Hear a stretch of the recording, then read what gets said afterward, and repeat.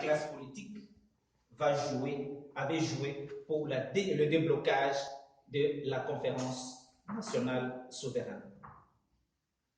De 1980 à 1992, 12 bonnes années se sont écoulées avant que nos populations et leurs leaders politiques et de la société civile ne se mettent debout comme un seul homme pour le combat de la liberté, de l'égalité et de la dignité.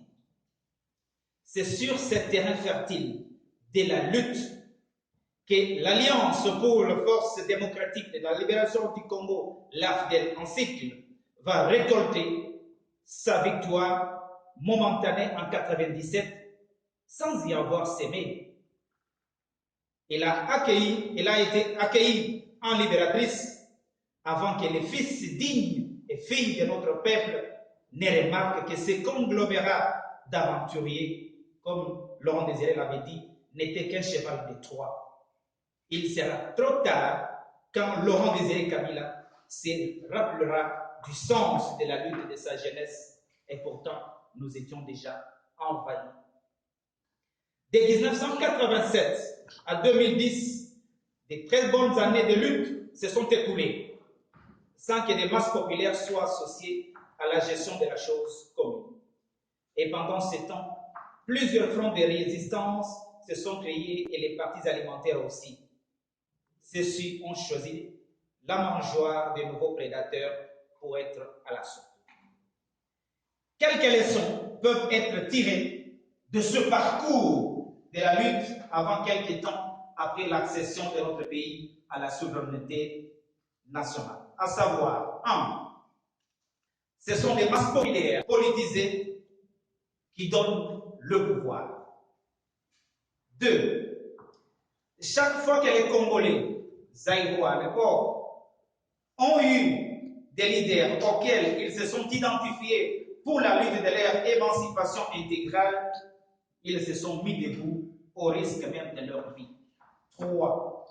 Chaque fois que ces leaders ont réussi à travailler ensemble en dépassant leur clivage philosophique, religieux, politique, ethnique, ils ont été forts et capables de soulever les montagnes. Et ça sera encore le cas après le conclave de Bruxelles. Attendons voir. Parlons un peu de la situation sociale et économique de notre pays 56 ans après.